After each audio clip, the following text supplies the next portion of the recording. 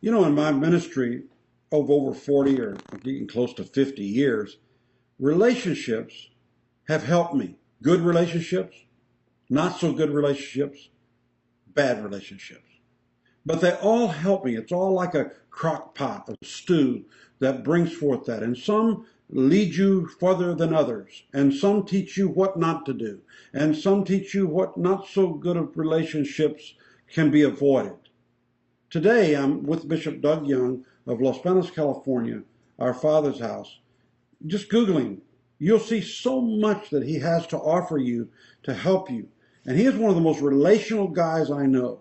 He makes a friend, he works through it, he pulls the best out of that friend. And I just want to ask him, like I've been asking ministers and entrepreneurial marketplace ministers all up and down this Take 10 series, just want to ask him, how have relationships helped your ministry?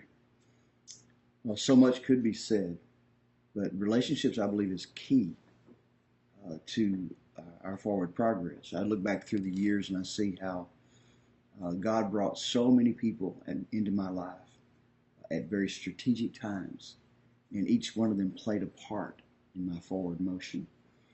As I left a denominational background, I always had a passion to know God. I didn't want to just preach something I'd heard. I had a professor in college that told me that. He said, "Don't believe what I say. Go read it for yourself, and because you'll stand before God and give the account, not me." And I believed him, and I went and read it for myself, and the Lord began to move me from where I was to a new place, and begin to see the goodness of God and all of his grace and mercy and his love for us. And so I began to take this journey, and I just wanted to know Jesus. I want to know Jesus. I don't want to know a system of church government. I want to know Jesus. And then God began to bring people in my life.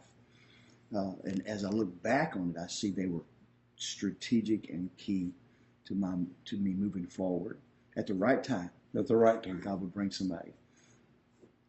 You know, I remember getting a call from you early one Sunday morning.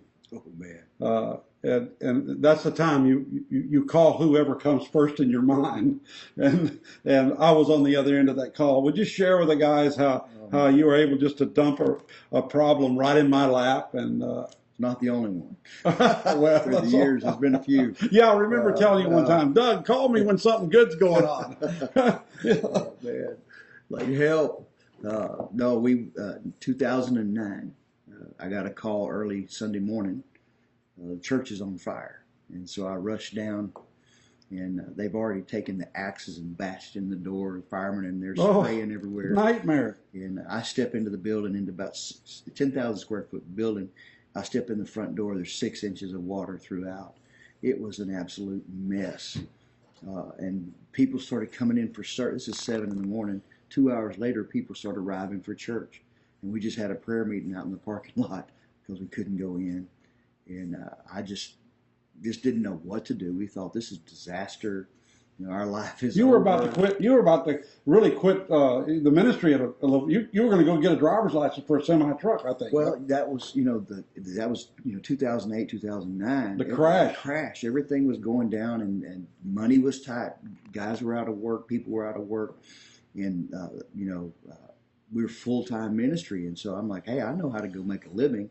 And so I'd already gone that December and got a manual from the DMV to learn how to drive a semi truck, and so everything just all of a sudden was spinning out of control. Now the church has been burned, and so I called you and said, "Oh my God, you won't believe what's happened." And you said, "Don't do anything. Don't sign anything. Don't talk to anybody.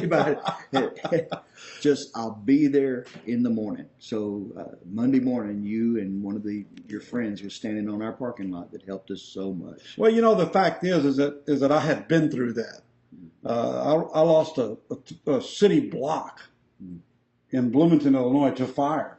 A full city block. I mean, the whole factory came down, and I spent some time in custody there for 3 or 4 days. They thought I'd burn it.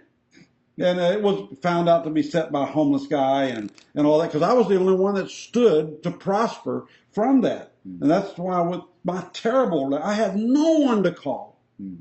And I remember calling on the Lord, Yeah. and the Lord gave me a victory statement in my head before I ever got to the fire. And I started laughing, and my wife said to me, "Don't show your joy. Don't laugh. Don't laugh. Don't show your joy because they'll think you did it." And I know our faith Yeah. sometimes comes through before the problem is solved. Right. And that's what I wanted you that morning is I'll bring professional help. I'll bring professional insurance adjusters, and we'll figure this out. And that became a turning point. Oh, no, that was huge. It was huge in our life because what we did. I remember the ceiling was real low in that place. Man, that thing was, and it was burnt, 2 major beams in half, and it just everything was destroyed inside, either by water or by fire. The heater blew up, right? It was the heater. Yeah, they came out, forensics investigators.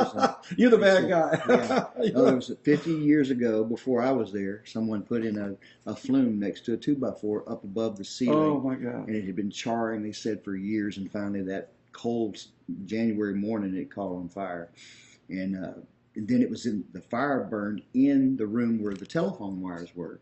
We had an alarm system, we had a sprinkler system, but it burned all those wires, so nobody was notified. No. And so a police officer driving by saw the flames coming out of the roof, and he called the fire department, and then that's the way it went.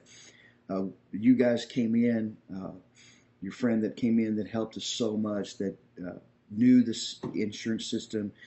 He read our policy for us, and I just every year they'd say you need something else, and I just put it on there. I don't know. I had umbrellas on top of umbrellas on top of umbrellas, and he read our policy. Said, "Pastor, because they came in and wanted to patch things. Oh, we'll patch this up and have you back in 3 weeks." And I thought, "Yay, thank you, God." And then he came in and read our policy. He said, "No, they're not patching nothing. You've been paying all these years those premiums, and they're going to put it back new." And that's what happened. We took a building that built in 1938, and everything in it was new. Of course, the city came in. At first, we thought it was a curse, and they're like, "You're going to bring it all up to code." All up to code. Yeah, we look back, and now, what a blessing! What a blessing! All the electrical was changed, all the plumbing, all the sewers, everything was brand new. We have a beautiful building. God to be the glory. And we went right into that, and I did owner builder, being the senior pastor and the CEO, and filed it with the city and put the guys in the church that were out of work. It sustained us. It was like a Joseph moment. It sustained us through that season.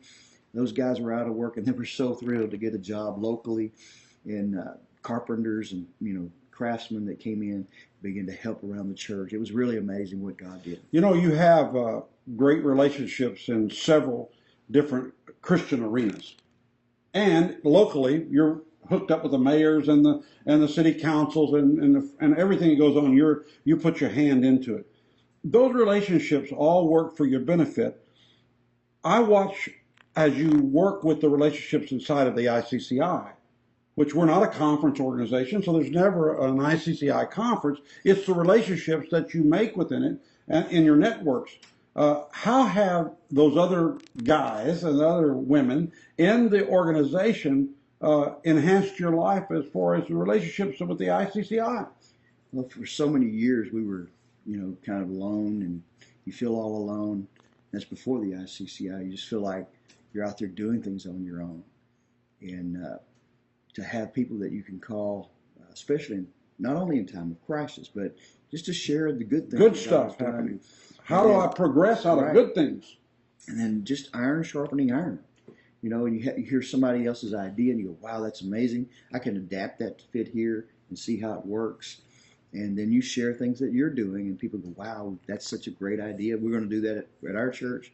And then just the friendships. The emails that you get.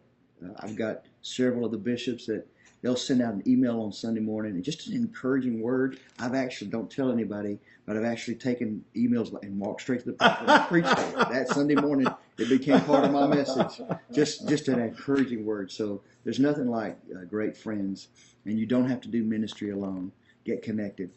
Now you're not just talking about pulpit ministry, because you've had thrift stores and warehouses and all kinds of different things. So you also draw from those type of people in your relationships that do that kind of thing, and so you can help some of these that are Absolutely. that are in that realm of doing things that are not inside the four boxes. In fact, you'd rather be outside the walls Absolutely. and do all these great things. And so, whenever there's a fair, we find you at it with city things. You're at fireworks. You're in the middle of all things in a leadership capacity. And those of you that are watching right now and you haven't gotten on board, you don't need another denomination.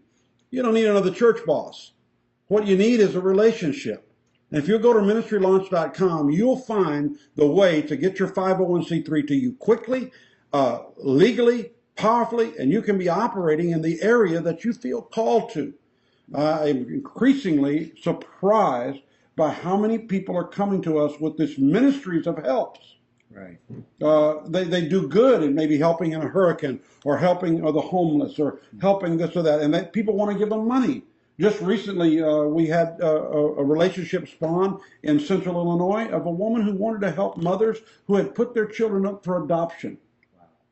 And that's a great need. In fact, I had never, forgive me, had never thought of a ministry just for. But her doctor wanted to pay for her ministry, and they were going to the IRS. It was going to take 2 years to get approved. And Bishop Dave in the relationship told her, well, I can set you up with ICCI and you can work quickly, and in 7 to 14 days you can be moving. Already that doctor has paid her bill and she's busy traveling, taking gifts to birth mothers and bringing them out. So your experience with relationships in ministry could go on and on and on, but we only have take 10. Right. Somebody's driving, they stopped and they're watching for a few minutes, and wherever you're watching, we encourage you, drop us a line, email us, text us, let us know that you're watching. You may be on the blog, you may be on the web, you may be on Facebook, you may be on whatever's out there. We invite you to not be a stranger, but be a part, and a relational part. Find someone to talk to. Don't be afraid to go and seek counsel. Right. God bless you. We love you. We'll see you next time on Take 10.